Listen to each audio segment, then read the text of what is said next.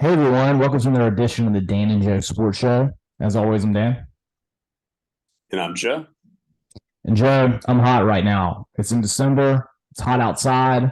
It's weird. I'm almost sweating upstairs. It's so hot. But I'm also hot about what happened over the weekend when it comes to Tennessee. And I'm going to talk about that later, but I do feel like it's not fair that A, they didn't make the playoff for Ohio State, and B, that Hendon Hooker did not get an invite to the Heisman Trophy ceremony. Before we get into this, and I know I'm not a Tennessee fan, but I feel for them because I feel like they got robbed this year. Let's talk about what actually happened last weekend. Uh, Joe, the headliner, of course, was the TCU Kansas State game. I don't know what it is about the Big 12 championship game. It's not usually the one that everyone's talking about that probably has the most media interest, the most fan interest.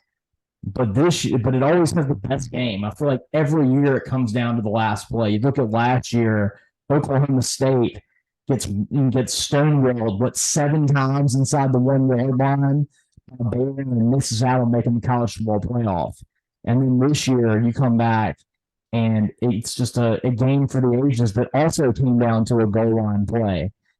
And Joe, let me ask you about that because, in my opinion, watching that game, now, of course, last year's game, Oklahoma State was clearly stopped short.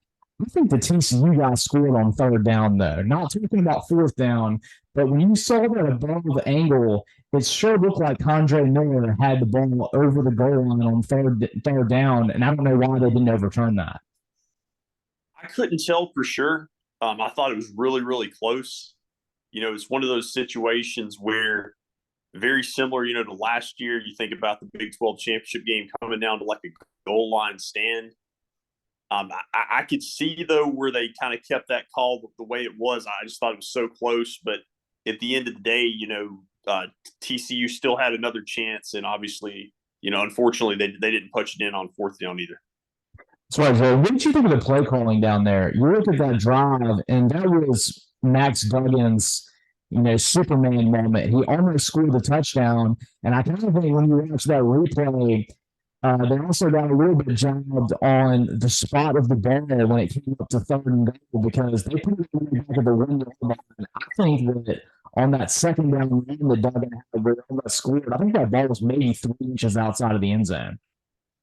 No, that's definitely something that could be the case. And I think that with the play calling, though, I was okay with it. I feel like I don't remember a pass play on those last four downs. Did they throw it at all? No, they didn't. The second down play, I don't think that was a design run. I think that Duggan just made something out of nothing on that. That may have been a design passing play, but the rest of them were runs.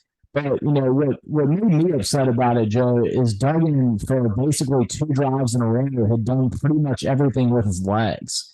And you get down inside the 1 yard line with 2 plays, and you don't run him on either one of those plays when he had just been destroying TCU's defense by running it. Mm-hmm.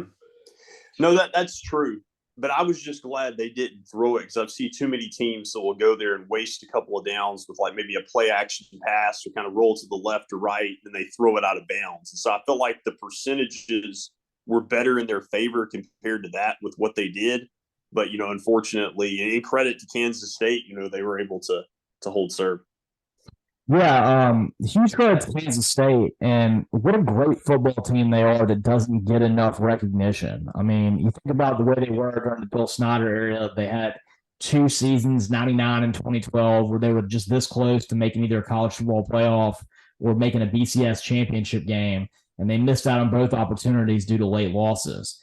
Um, when Chris Klieman came in, that was one that, I thought that was a great hire. I mean, I was kind of surprised he took that job, to be honest, because I felt like he had his pick of the litter being such a great coach in North Dakota State and winning whatever it was, 7, 8 national championships, But he's done a really good job within a couple of years. They've beaten Oklahoma every year he's been there. And this year, they've just got a tough mentality. And you look at the way they hit TCU, they don't miss tackles, they don't make mistakes.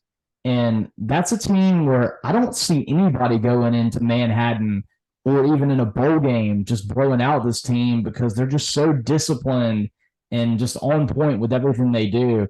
And, getting to watch them in that game, like they were definitely a team that I think could have beaten anybody. No, that is very much the case, and I think they can really make it interesting against Alabama in the Sugar Bowl. And yeah, I mean they've had a really good season, kind of quietly, and a lot of credit to Kleiman. I think he's a great fit for Kansas State. Absolutely, and something I gotta say too, Joe. I mean, that was kind of an interesting game between quarterbacks that were backup quarterbacks when the season began, but both of which have really taken reins of their job as the starting quarterback. Of course, Max Duggan is the one that's the Heisman Trophy finalist who did so much to get him back in that game. But Will Howard's the one who won, and he threw for almost 300 yards. And really, ever since Adrian Martinez got hurt and Howard's been in, Kansas State's been a much more multidimensional offense. It's had a very good passing game, too. That's true. And, they've really come a long way all season. One of their losses is to Tulane, another loss, close to TCU. And so, yeah, they're really close to being right there in the playoff themselves. That's true. That's a good point. And, that Tulane loss looked really bad at the beginning of the season, but it looks a lot better now. Absolutely. And, Joe, I mean, Deuce Vaughn got to be one of the coolest players in college football. He just kind of runs that, keeps that lineage going at Kansas State of the very small, do everything kind of back, just like Darren Sproles. And he's somebody that, looking at his size, you wouldn't have thought he has a future in the NFL, but with what he's able to do, from just kind of hiding amongst all the linemen, getting big runs, his ability to catch passes, I think he's a guy that's going to be a huge asset in the NFL. Yeah, and I didn't realize until recently, I think his dad was previously an assistant at Ole Miss a few years ago. Oh, okay. Well, I wish they would have gotten him because, man, Deuce Vaughn would have been great in a Lane Kiffin offense. Right. But something else too. I watched the interviews of him, and he just seems like a really stand-up guy, and definitely someone that, when you talk about the character aspect, really just shines with flying colors. Right, and I've heard that about his dad too. Hearing people that covered him at Ole Miss as an assistant coach, that he was just a fantastic person to cover. Yeah, he was one of the more enjoyable interviews I watched amongst all of championship weekend. Seems like he's really highly intelligent, does very well in school. Really kind of like, taking this advantage by storm. I think he's done a really good job in the NIL department, and he's someone that I definitely look to be a star in the NFL in the future. I can see that. But Joe, going into what happened in that game, I mean, obviously, TCU got out to the hot start, then Kansas State dominated that game basically all the way to the fourth quarter. And I thought that if Max Duggan is the one who ends up winning this Heisman, his effort in the fourth quarter and the beginning of that overtime, to me, was his Heisman moment. And I feel like it would be almost a foregone conclusion in my mind that he would win the Heisman Trophy had they won that game. But if you look at what he did, he's not the reason they lost. And like I said, there's a questionable call at the goal line as to whether the guy got in. But I would say poor play calling on 3rd and 4th down cost him. But he got him back from 16 points down with, whatever it was, like 5 minutes left to tie this game up. I was 11 points down with like 5 minutes left to tie the game up. And he did it when he was hurt. And I thought that was amazing. Mm-hmm. Yeah, and just the passion that he plays with, in this age, NIL, and how everything's changed so much, unfortunately, in the sport. I think he represents what a lot of people fell in love with college football. Yeah, I mean, you look at a guy who's a 5th-year starter. He's someone that had a bad spring and actually lost the job to, I'm trying to think of the name of it. The coach that was Morris, Chad Morris's son, Chandler Morris, is who won the job. He was a big-time recruit. And I remember when Chad Morris was Auburn's offensive coordinator, that was supposedly one of the draws of Chad Morris, is he could bring his son eventually to be a starting quarterback there. And that was the big-time recruit out of Texas, and Duggan lost the job. But when he had the opportunity and Chandler Morris got hurt, I mean, he's taken it and then some, because what a great effort he's had this season. And right now, I got to consider him, if I was putting the Heisman ballot out there, he'd be my number 1 pick. He's got a good chance. Yeah. Looking at other championship weekend results, most of the other games were really kind of ho-hum. I mean, we mentioned Tulane. I thought the Tulane-UCF game was really exciting because of the way that Tulane finished them off and just seeing how excited the fans were. It's kind of cool to see a championship game at the home venue of a team. And I didn't realize that Tulane didn't play at the Superdome anymore. They have their own stadium. And seeing those Tulane fans just ready to run on the field for basically the last 10 minutes of that game in high anticipation, seeing the fan excitement at Tulane in their own stadium, I think that made it one of the more exciting of all of the playoff of all of the championship weekend games. Yeah, I heard somebody say prior to the weekend, if they could only watch one game on the weekend slate, that might be the game.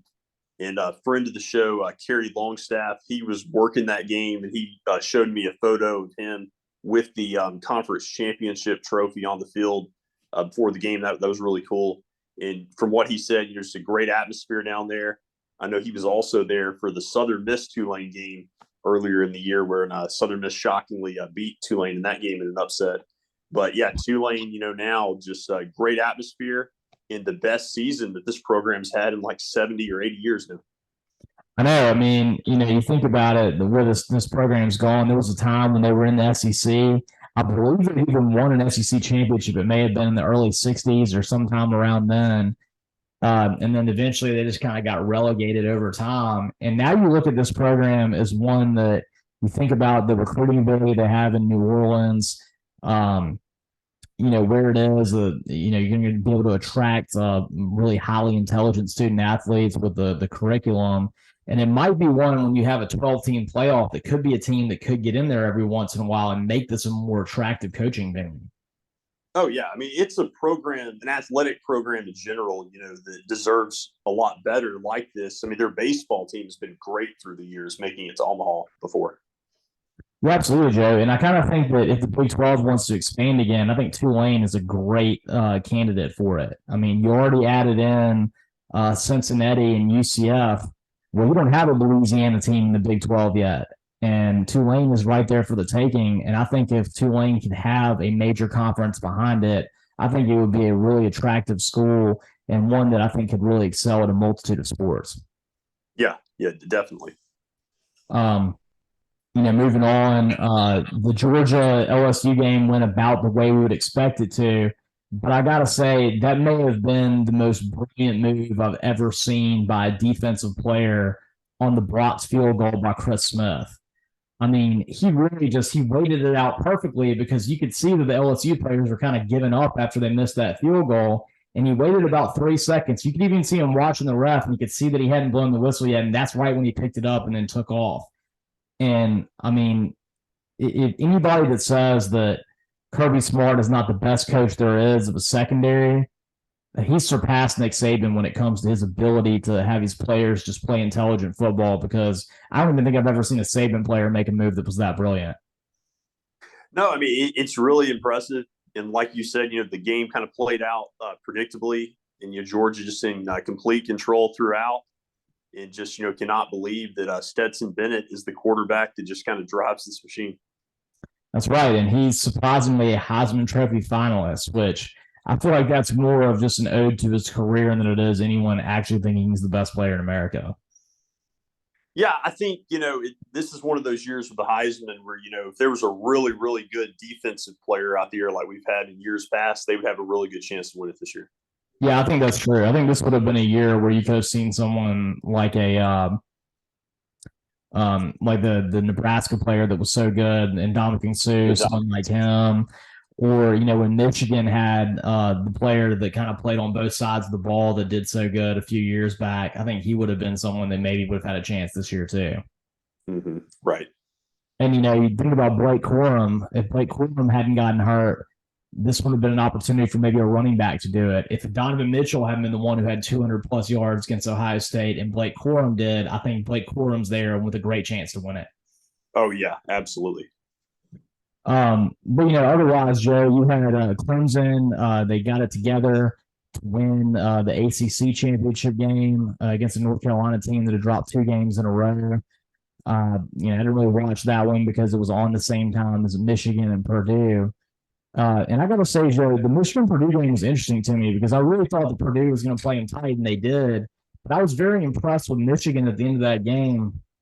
Their defense's ability to continually stop Purdue in the red zone.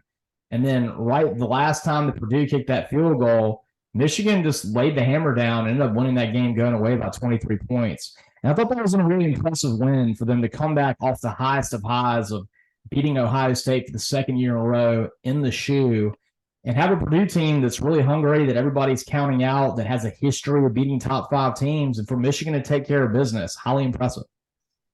Yeah, the way they did it, very impressive. And you're right, to bounce back after the week prior, getting that first win at home against Ohio State in over 2 decades.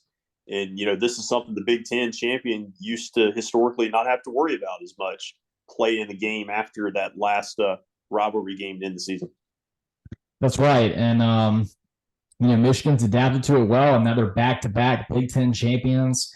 People have given Harbaugh such grief over the years. But if you look at it, I think over the last 5 years, the only program now has more wins in college football is actually Georgia.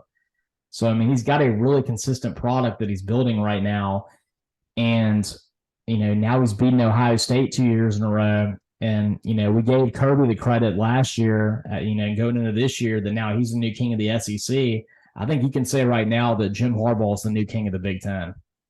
It seems that way, and I always chuckled when people were wanting to fire him. Like, my stance was nobody was going to do any better than what he was doing at that point. Joe, I would beg, plead, and barter to have a coach like Jim Harbaugh at Auburn, to have consistency like that for that long of a period of time. I haven't seen that in Auburn in my lifetime. Tommy Tuberville was the closest thing, and he had a good, consistent program there for 8 to 9 years. And it was, I think there was maybe one season where they had a 8-win season, but it was 9, 10, 11 wins pretty much every year. And that lasted, like I said, for an 8 to 9 year period. Well, Jim Harbaugh's done that now, and he's surpassed that. And like I said, it's kind of like what he reminded me a lot of Mark Richt for a long time with what he did at Georgia. But now, it's going to be the second time in a row he's made the playoffs. He's gone over what Mark Richt does. And if you're a Michigan fan and you think you can do better than Jim Harbaugh now, you're an absolute fool. Right. Abject fool. You shouldn't be in what's considered a top 5 type of university in America or be a fan of such school if you actually believe that at this point. Right.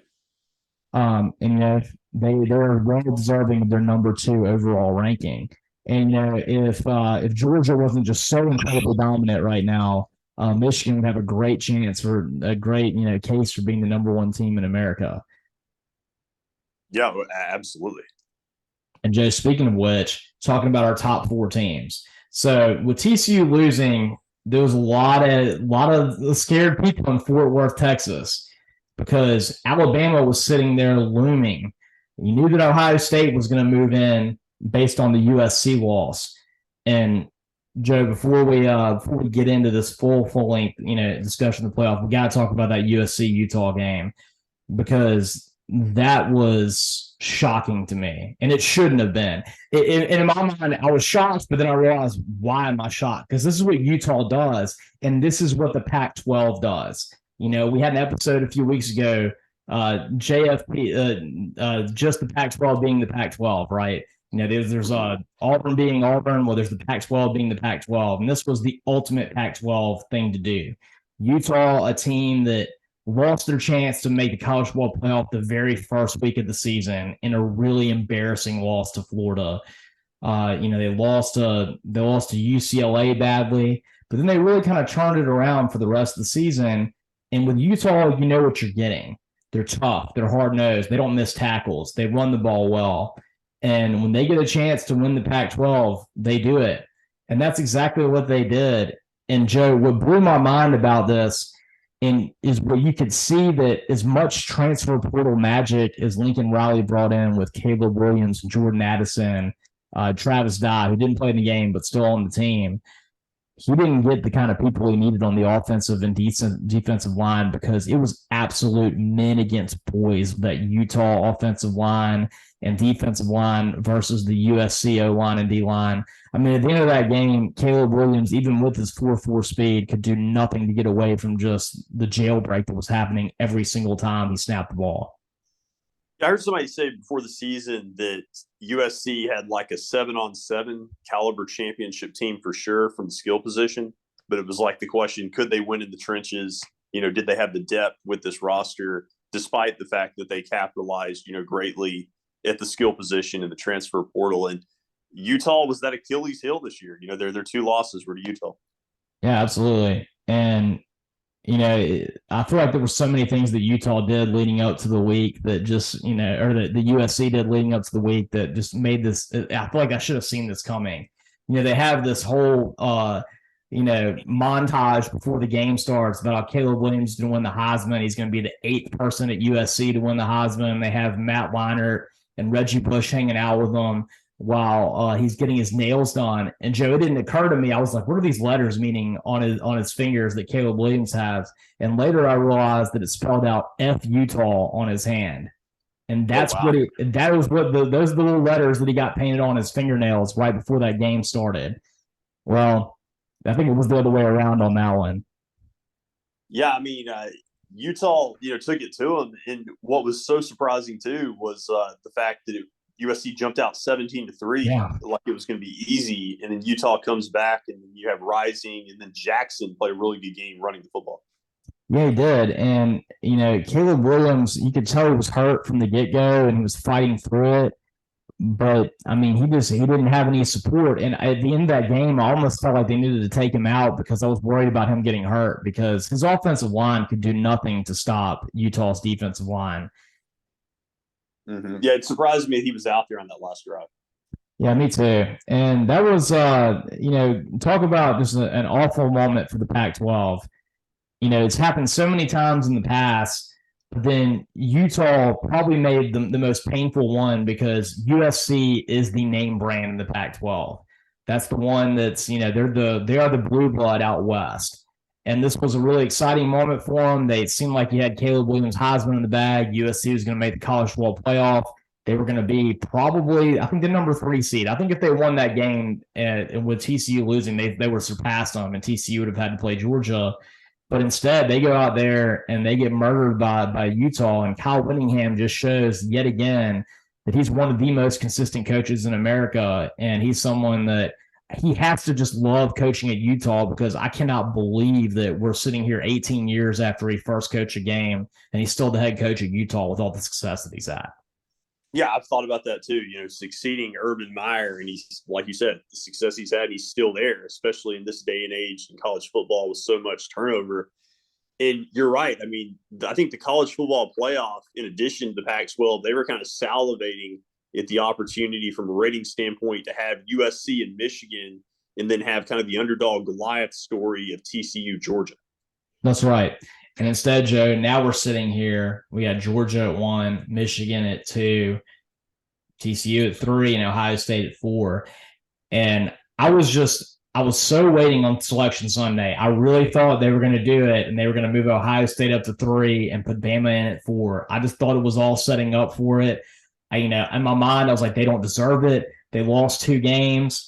And then, coming back to me wearing this Tennessee shirt, I was going to say, if you put Alabama in, you should put Tennessee in. Because in my mind, how can you possibly justify having Alabama ranked ahead of Tennessee when they have the same record and they beat them head-to-head? That makes no sense to me. In Alabama's best win was either State or Ole Miss, which were both 8-4. Which were 8-4. And Tennessee beat Alabama. They beat LSU by 24 points in Baton Rouge. Nobody does that. They beat Kentucky. They beat Pitt on the road, which is never an easy win. And, I thought that in terms of overall resume, they were much more impressive than Alabama. And in my mind, a lot more impressive than Ohio State. I know that Ohio State lost 1 game, but they got killed in their last game of the season against Michigan. And Ohio State has 1.5 good wins. I don't consider Notre Dame a great win by any means. I'd say that's a good win. The only win that I think that's a really good win for Ohio State is going on the road and beating Penn State. Yeah, I think the committee just ultimately rationalized it where I think they had a little bit of a hard time for a peculiar reason picking between Tennessee and Alabama, despite what we've said. And I think they just couldn't, make that jump and take a 2-loss team when they had the 1-loss team in Ohio State that's only lost is to the number 2 seed. Well, that's absolutely what it was, Joe, because that made it a lot tighter because if you chose an Alabama or Tennessee, it was going to be a firestorm either way. Yeah, and this was one where you got an easy rationalization. You don't have to deal with the criticism that's going to come with that. And I think they just took the easy way out. Yeah, that's exactly what they did. And it's really kind of remarkable in 8 years now, or 9 years, whatever it's been at the playoff, that we still have not had a 2-loss team. Yeah, we haven't had a 2-loss team, and really, I think that there's been general agreement amongst the top four teams with every single year except for the first year when, ironically, Ohio State jumped over a TCU team that won by 30 points the last week of the season. That's true. And Joe, moving on to the 4 Heisman finalists, we end up having Max Duggan from TCU, which I think a highly worthy candidate. And I thought the effort that he had in the loss against Kansas State was his most impressive moment yet, especially those last 3 drives that he had. Caleb Williams, who, of course, he's the driving force of USC. We mentioned the fact that their offensive line, their defensive line are probably worse than some group of 5 teams. But yet Caleb Williams is able to, do everything with his legs, with his arm, and he really does have very Patrick Mahomes-like features. I saw a throw that he made in that game against Utah where it was straight up to this angle right there. Like it was even like a 45-degree angle, and that's not the way that he throws it all the time.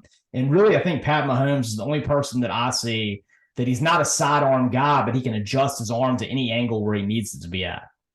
Mm-hmm. Yeah, it's almost like he's ambidextrous with his ability. And Williams definitely displays that versatility too.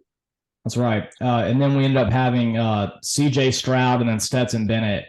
And, Joe, the only one that I have a problem with is C.J. Stroud. I really think they should have invited Hendon Hooker and left C.J. Stroud at home. Because how can you invite someone to a Heisman Trophy ceremony who didn't just meet the expectations that he had in the season, but he vastly underwhelmed against the expectations that he had? In my mind, how do you say that's one of the best 4 players in America when, in my mind, you should measure a player based on what he does for his team and, I think exceeding expectations. Look at Hendon Hooker. He made the guys around him much better. Meanwhile, you look at C.J. Stroud. He had a whole cast of characters of really great players, and they didn't even meet what their goal was to begin the season, and he didn't even have that great a number. So I just don't understand that pick. Well, did they ultimately take somebody from all 4 playoff teams? Is that right? Or I guess there's one they didn't get. I think that would be somebody from all 4 playoff teams, right? Because, I guess Michigan, except for Michigan, and USC is not a playoff team. That's right. See, I don't know. It's almost like with Stroud, they took him just because he's like the name recognition. Like coming into the season, he was a favorite. It's almost like they just wanted him there, just kind of wanted him there for some reason. Joe, it's the same argument that Nick Saban said about why they should have made the college football playoff. I mean, did you watch that garbage right there? Well, we would be favored against every team that's not Georgia, therefore we should be in the college football playoff. What? What's that have to do with anything? That's the same argument that C.J. Stroud has for being in the Heisman. Well, I was a Heisman favorite to begin the season, therefore I should be in the Heisman Trophy ceremony. Yeah, I mean, with Stroud, I'll say this. If they're going to take him, I get your point. I think you got to take Hooker if you're going to take him. Yeah, I mean, if you're going to take him, then just have a 5th person and invite him to Hooker because Hooker did things that they haven't done in Tennessee since the 90s. And on that note, I don't understand why some years they take 3, 4, or 5, or 6. Why can't there be some type of uniform number that they take to New York every year? Well, Joe, on that subject, apparently this is the first year where it's going to be 4, and it's going to be 4 moving forward. They're not going to stray away from that. So, I guess they decided that C.J. Stroud got more votes than Hendon Hooker, which is hard for me to believe. But yeah, so they can only have 4 people is their new rule. Okay, gotcha. But yeah, for Tennessee fans, as an Auburn and Ole Miss fan, I don't really have anything for Tennessee, but I feel for you on both accounts. I think you had a great argument to be a team that beat out Ohio State for the college football playoff based on resume. And I also think that Hendon Hooker was someone that was worthy of the Heisman Trophy because in my mind, it shouldn't be a requirement that you be on a college football playoff team to be in the Heisman Trophy. I thought the year that RG3 won the Heisman, he was the best player in America, even though Baylor was, a 9-3 team. I thought the year that Tim Tebow won the Heisman, they were a 9-3 team, and he was the best player in America. While I think that Tennessee should have made the playoff, even with them not making it, Hendon Hooker is the reason they beat Alabama. They went down to Baton Rouge and Death Valley, beat LSU by 20-plus points. They went to Pittsburgh and won, and they had Tennessee as a number 1 overall team in the college football playoff rankings. That means something. And even though he got hurt at the end of the season and they lost to South Carolina, that in my mind should not have disqualified him from being a Heisman Trophy candidate. Yeah, I mean, his season definitely deserved to be more celebrated. But how about South Carolina, responsible for really changing the concept of the playoff this year with both Clemson and Tennessee? That's right. I mean, South Carolina was the dream killers this year. Beamer Ball became Dreamer Ball, scary Dreamer Ball for Tennessee and Clemson. And Joe, ironically, the two teams who had their seasons ended by South Carolina are actually playing in a bowl game. The Orange Bowl, involving two teams that are all colored orange, is going to be Clemson and Tennessee. That's true. Right after what was it last year? Clemson played in the Cheez-It Bowl. I'm noticing a little theme here. That's right. All right, Joe. Moving on to some pro sports. So actually, right before we get to that, let's finish out with college football, talking about some epic coaching hires. Deion Sanders finally landed, Joe.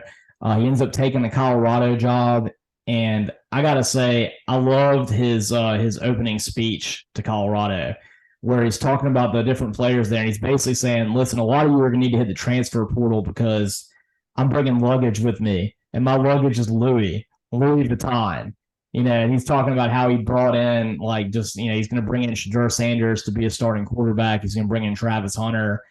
And, he just shows a new toughness. And, while it was a terrible week for the Pac-12 and USC losing in the college football, losing out their chances in the college football playoff by going down to Utah in the Pac-12 championship game, I guess you could say they recovered somewhat by suddenly they have, I think, the two hottest coaches in America and the two most attention-grabbing young coaches in America, and Deion Sanders and Lincoln Riley.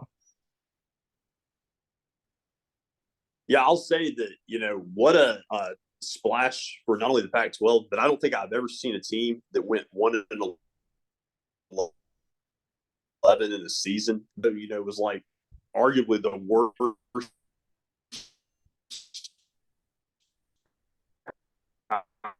Power 5 team this so closely. I feel like I never, the last 2 decades, read about Colorado football. Yeah, that's right, Joe. I mean, Colorado was a team that, when we were younger in the late 90s and early 2000s, they were one of the best college football programs in America. I remember there was a year that I thought that Colorado deserved to play in a national championship after obliterating Nebraska in the Big 12 championship game back when Nebraska mattered. And since that time, they had a couple of years where they made the Pac-12 championship game with some good defense, but really they've been one of the worst Power 5 programs since that time. Yeah, and they were just, not only losing, but just getting destroyed. I think they lost by 40 to Utah this year. Yeah, I mean, they were an embarrassing football team this year.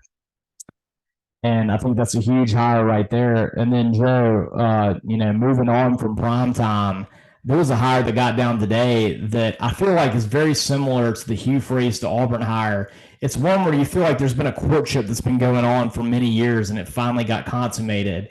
And that's Jeff Brohm going to Louisville. Of course, Jeff Brohm, you and I remember him as a quarterback at Louisville. He was a game-changing quarterback there, one of the best in the business. I think he was a 4-year starter at Louisville, played in the NFL for a while. And I remember, I feel like the last 2 head coaching searches for Louisville, I was like, why have they not named Jeff Brohm as the head coach? It's an obvious choice. And I think they went after him both times, but it always seemed like he liked Purdue. And, Purdue, to their credit, they did everything they could to hold on to Jeff Brohm. I remember that he had a season where he lost 7 games and they gave him like a $1 million extension. They tried to hold on to him. But ultimately, like Bro Bryant said, when mama comes calling, you come home. Right. No, that's true. And it was surprising, now for him to leave. And then also it was surprising to me to see, the former Louisville coach, Scott Satterfield, leave on his own will, get a job at another school. I kind of felt like he was going to be forced out before he would have been able to kind of pick a new job in Cincinnati. Well, what do you think, Joe? Maybe he was. Maybe they gave him a chance to save face and said, hey, if you can get another job, maybe you want to do it because we're going to hire Jeff Brohm. That could be it. But interestingly, he did get I think it's a pretty significant raise at Cincinnati. Joe, I gotta ask you this. If you're Cincinnati, why would you make that hire? I mean, Satterfield's done nothing but underperform at Louisville. Louisville is a school that has a lot of resources and they care a lot about football. They're not that far removed from those really good years of Lamar Jackson. I thought Satterfield ruined all that momentum they had. And even more so, he had a game-changing quarterback in Malik Cunningham who never did anything at Louisville. So I don't understand why a school like Cincinnati would even consider hiring Scott Satterfield. Yeah, it almost felt like, he was going to have to take maybe like a group of 5 job. Like, I didn't think he'd take a team, that's about to go to the Big 12. And especially because they've had Luke Fickell and Brian Kelly in recent years. You would think they would be able to reach a lot higher than that. I mean, it would have been a good fit, Joe. And we could talk about this right before we get off, and then we talk about pro sports. What about if they had tried to go get Gus Malzahn? That would have been interesting too. I mean, I feel like with what he's done at UCF, he took him to the conference championship game in his second year. He's also moving to the Big 12. You're moving there. You just had somebody that was able to do a great job and work his way into getting the Wisconsin job. If you think that Gus has his sights, set on something bigger and you've been to the college football playoff, why not make a run at him right now? It would have made a lot more sense, compared to going after somebody that you feel like is having to kind of jump ship, and then you give him a raise on top of that inexplicably. Yeah, that was, Jeff Brohm, great hire for Louisville. Deion Sanders, incredible hire for Colorado. Satterfield, and with that being said, ending on such a positive note, you can listen to all of our episodes on Spotify. Look up the Dan and Joe Sports Show on Spotify. You can follow us on Twitter at DJ Sports Show. And of course, please subscribe to our YouTube channel where you can see all of our recent episodes on there. And as always, I'm Dan. And I'm Joe.